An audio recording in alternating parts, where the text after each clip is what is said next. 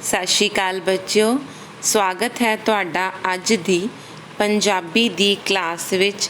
ਬੇਟੇ, ਅੱਜ ਆਪਾਂ 7th ਕਲਾਸ ਦਾ ਪਾਠ ਤੀਸਰਾ ਪੜ੍ਹਨਾ ਹੈ, ਜਿਸ ਦਾ ਨਾਂ ਹੈ ਪੰਜਾਬ ਦੀ ਲੋਕ ਗਾਇਕਾ ਸੁਰਿੰਦਰ ਕੌਰ।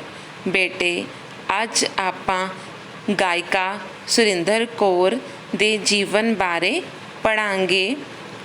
ਪਾਠ ਇਸ ਪ੍ਰਕਾਰ ਸ਼ੁਰੂ ਹੁੰਦਾ ਹੈ।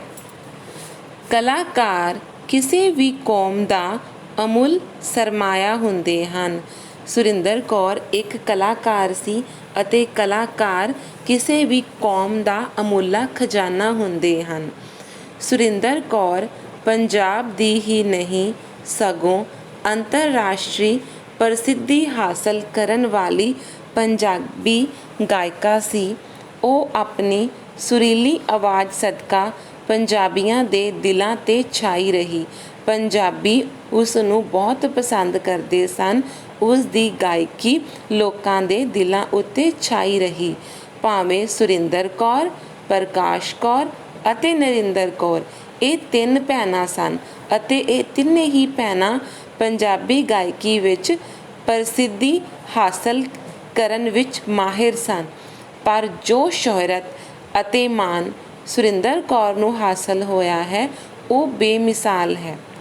ਸੁਰਿੰਦਰ ਕੌਰ ਦਾ ਜਨਮ 25 ਨਵੰਬਰ 1929 ਨੂੰ ਦੀਵਾਨ ਬਿਸ਼ਨ ਸਿੰਘ ਦੇ ਘਰ ਮਾਂ ਮਾਇਆ ਦੇਵੀ ਦੀ ਕੁੱਖੋਂ ਲਾਹੌਰ ਵਿਖੇ ਹੋਇਆ। ਉਸ ਨੂੰ ਬਚਪਨ ਤੋਂ ਹੀ ਲੋਕ ਸੰਗੀਤ ਤੇ ਸ਼ਾਸਤਰੀ ਸੰਗੀਤ ਦੋਹਾਂ ਨਾਲ ਹੀ ਬੜਾ ਪਿਆਰ ਸੀ, ਬੜਾ ਲਗਾਅ ਸੀ। ਸੁਰਿੰਦਰ ਕੌਰ ਆਪ ਵੀ ਇਸ ਗੱਲ ਨੂੰ ਮੰਨਦੀ ਸੀ। ਸੁਰਿੰਦਰ ਨੇ ਸੰਗੀਤ ਦੇ ਖੇਤਰ ਵਿੱਚ ਬਹੁਤ ਸਾਰੇ ਉਸਤਾਦਾਂ ਤੋਂ ਸਿੱਖਿਆ ਲਈ ਸੀ। ਸੁਰਿੰਦਰ ਕੌਰ ਨੇ ਬੜੇ ਗੁਲਾਮ ਅਲੀ ਖਾਨ ਦੇ ਭਾਂਜੇ ਅਨਾਇਤ ਹੁਸੈਨ ਤੋਂ ਸ਼ਾਸਤਰੀ ਸੰਗੀਤ ਦੀ ਸਿੱਖਿਆ ਲਈ ਸੀ ਤੇ ਪਟਿਆਲੇ ਘਰਾਣੇ ਦੇ ਸੰਗੀਤ ਸ਼ਾਸਤਰੀ ਉਸਤਾਦਾਂ ਤੋਂ ਸ਼ਾਸਤਰੀ ਸੰਗੀਤ, ਗਜ਼ਲ ਅਤੇ ਠੁਰਮੀ ਦੀ ਸਿੱਖਿਆ ਲਈ ਸੀ। ਕਾਫੀਆਂ ਗਾਉਣ ਦਾ ਹੁਨਰ ਕੁੰਦਨ ਲਾਲ ਸ਼ਰਮਾ ਤੋਂ ਸਿੱਖਿਆ ਸੀ। ਉਸ ਨੂੰ ਸਿੱਖਿਆ ਦੀ ਇੰਨੀ ਪ੍ਰਬਲ ਇੱਛਾ ਸੀ ਕਿ ਜਿੱਥੇ ਵੀ ਕਿਧਰੇ ਸਿੱਖਣ ਦਾ ਮੌਕਾ ਮਿਲਦਾ ਉਸ ਨੇ ਕਦੇ ਵੀ ਹੱਥੋਂ ਨਹੀਂ ਗਵਾਇਆ।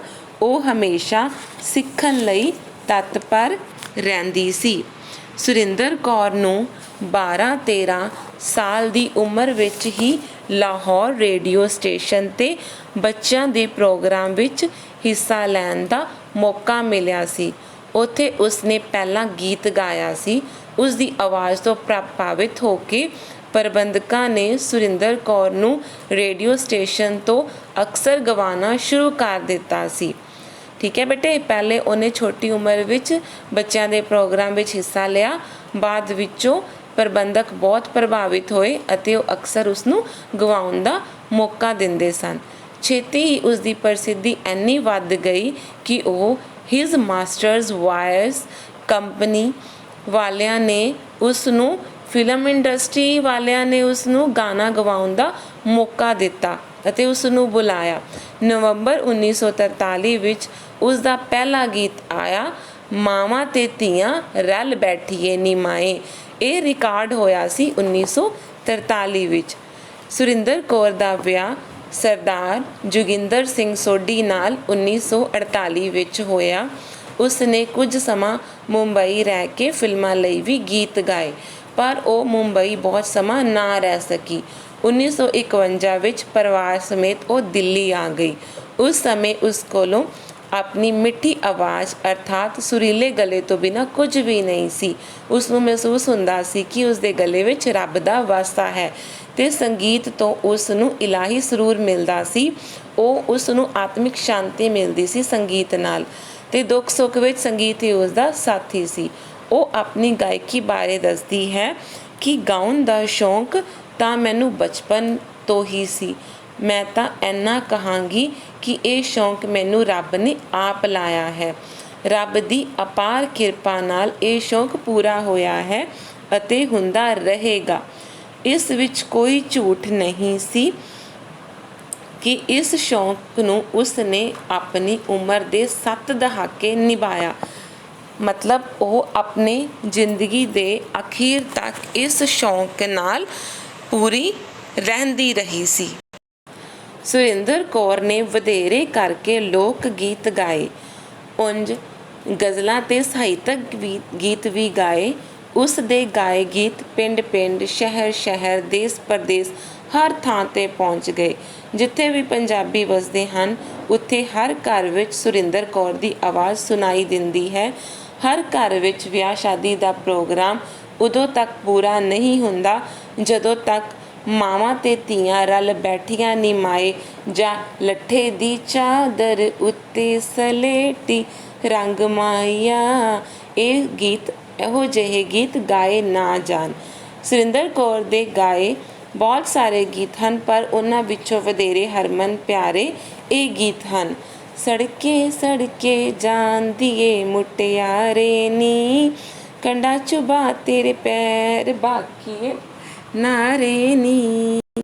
ਮਾਵਾਂ ਤੇ ਧੀਆਂ ਰਲ ਬੈਠੀਆਂ ਨੀ ਮਾਏ, ਸਾਡਾ ਚਿੜੀਆਂ ਦਾ ਚੰਬਾ ਵੇ, ਬਾਬਲ ਅਸਾਂ ਉੱਡ ਜਾਣਾ, ਸਾਡੀ ਲੰਮੀ ਉਡਾਰੀ ਵੇ, ਬਾਬਲ ਕਿਹੜੇ ਦੇਸ ਜਾਣਾ। ਇੱਕ ਹੋਰ ਹੈ, ਲੱਠੇ ਦੀ ਚਾਦਰ ਉੱਤੇ ਸਲੇਟੀ ਰੰਗ ਮਾਇਆ। ਇਹ ਸਾਰੇ ਗੀਤ ਸੁਰਿੰਦਰ ਕੌਰ ਦੇ ਗਾਏ ਹੋਏ ਹਨ।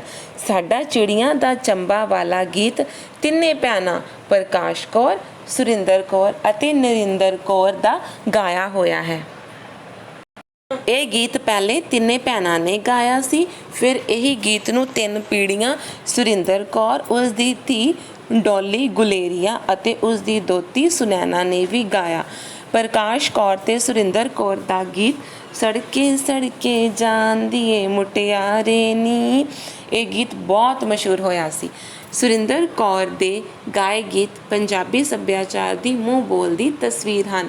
ਇਸ ਤੋਂ ਪੰਜਾਬੀ ਸੱਭਿਆਚਾਰ ਦੇ ਝਲਕਾਰੇ ਪੈਂਦੇ ਹਨ। ਇਹ ਪੰਜਾਬੀ ਸੱਭਿਆਚਾਰ ਦਾ ਹਿੱਸਾ ਬਣ ਗਏ ਹਨ। ਵੱਡੀ ਗਾਇਕੀ, ਉਸ ਦੀ ਗਾਇਕੀ ਸਾਫ਼ ਸੁਥਰੀ ਹੈ। ਉਸ ਨੇ ਹਰ ਗੀਤ ਨੂੰ ਰੂਹ ਨਾਲ ਗਾਇਆ ਹੈ। ਭਾਵੇਂ ਉਸ ਨੇ ਸੁਹਾਗ ਗਾਏ ਹਨ, ਭਾਵੇਂ ਘੋੜੀਆਂ ਗਾਈਆਂ ਹਨ, ਮਾਨਵੀ ਹਾਵਾ ਭਾਵਾਂ ਦੀ ਤਰਜਮਾਨੀ ਕਰਦੇ ਲੋਕ ਗੀਤ ਗਾਏ ਜਾਂ ਸਾਹਿਤਕ ਗੀਤ ਗਾਏ। ਉਸ ਦੀ ਗਾਇਕੀ ਦਾ ਇੱਕ ਵੱਖਰਾ ਹੀ ਰੰਗ ਹੈ। ਉਸ ਨੇ ਸਿਰਕੱਢ ਗਾਇਕਾ ਬਣਨ ਵਿੱਚ ਉਸ ਦੇ ਪਤੀ ਸਰਦਾਰ ਜੋਗਿੰਦਰ ਸਿੰਘ ਦਾ ਵੀ ਭਰਪੂਰ ਯੋਗਦਾਨ ਰਿਹਾ ਹੈ। ਉਹ ਵਧੀਆ ਕਵਿਤਾਵਾਂ ਲੱਭ ਕੇ ਲਿਆਉਂਦੇ ਤੇ ਫਿਰ ਉਹਨਾਂ ਬੋਲਾਂ ਨੂੰ ਸੰਗੀਤ ਦੀਆਂ ਧੁਨਾਂ 'ਤੇ ਗਾਉਣ ਲਈ ਉਸ ਨੂੰ ਉਤਸ਼ਾਹਿਤ ਕਰਦੇ, ਰੋਜ਼ਾਨਾ ਰਿਆਜ਼ ਕਰਨ ਲਈ ਆਖਦੇ। ਸੁਰਿੰਦਰ ਕੌਰ ਨੇ ਅੰਮ੍ਰਿਤਾ ਪ੍ਰੀਤਮ, ਪ੍ਰੋਫੈਸਰ ਮੋਹਨ ਸਿੰਘ, ਸ਼ਿਵ ਕੁਮਾਰ ਬਟਾਲਵੀ ਦੇ ਗੀਤਾਂ ਨੂੰ ਆਪਣੀ ਸੁਰੀਲੀ ਆਵਾਜ਼ ਦਿੱਤੀ। ਸ਼ਿਵ ਦਾ ਗੀਤ ਲੰਘ ਆ ਜਾ ਪਤਨ ਚਨਾ ਦਾ ਇਸ ਢੰਗ ਨਾਲ ਗਾਇਆ ਕਿ ਇਹ ਗੀਤ ਹਮੇਸ਼ਾ ਲਈ ਲੋਕ ਮਨਾਂ ਦੇ ਵਿੱਚ ਵਸ ਗਿਆ। ਸੁਰਿੰਦਰ ਕੌਰ ਦੀ ਆਵਾਜ਼ ਸਰੋਤਿਆਂ ਤੇ ਦਰਸ਼ਕਾਂ ਨੂੰ ਘੰਟਿਆਂ ਬੱਧੀ ਕੀਲ ਕੇ ਬਿਠਾ ਸਕਣ ਦੀ ਸਮਰੱਥਾ ਰੱਖਦੀ ਸੀ। ਇਹ ਗੁਣ ਇੱਕ ਦਿਨ ਵਿੱਚ ਪੈਦਾ ਨਹੀਂ ਹੋਇਆ। ਜਦੋਂ ਵੀ ਕੋਈ ਗੀਤ ਗਾਉਂਦਾ ਹੈ ਗੀਤਕਾਰ, ਤਾਂ ਉਸ ਦੇ ਪਿੱਛੇ ਉਸ ਦਾ ਬਹੁਤ ਲੰਮਾ ਰਿਆਜ਼ ਹੁੰਦਾ ਹੈ। ਇਹ ਗੁਣ ਇੱਕ ਦਿਨ ਵਿੱਚ ਪੈਦਾ ਨਹੀਂ ਹੁੰਦਾ ਅਤੇ ਸੁਰਿੰਦਰ ਕੌਰ ਦੀ ਆਵਾਜ਼ ਦੇ ਪਿੱਛੇ ਵੀ ਕਈ ਵਰ੍ਹਿਆਂ ਦਾ ਰਿਆਜ਼ ਕੰਮ ਕਰਦਾ ਹੈ। ਸੁਰਿੰਦਰ ਕੌਰ ਦਾ ਹੱਥਾਂ ਵਿੱਚ ਘੁੰਗਰੂ ਫੜ ਕੇ ਤਾਲ ਦੇਣ ਦਾ ਅੰਦਾਜ਼ ਤੇ ਉੱਚੀ ਹੇਕ ਸਰੋਤਿਆਂ ਨੂੰ ਕੀਲ ਲੈਂਦੀ ਸੀ। ਉਹ ਸਧਾਰਨ ਲੋਕ ਸਾਜ਼ਾਂ ਦੀ ਹੀ ਵਰਤੋਂ ਕਰਦੀ ਸੀ।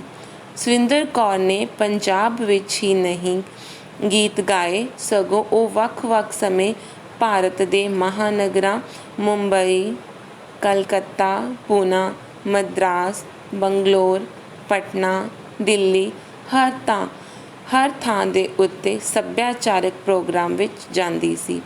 ਉਸ ਨੇ ਹਿੰਦੁਸਤਾਨ ਤੋਂ ਬਾਹਰ ਵੀ ਅਨੇਕਾਂ ਮੁਲਕਾਂ ਦਾ ਦੌਰਾ ਕੀਤਾ ਸੀ।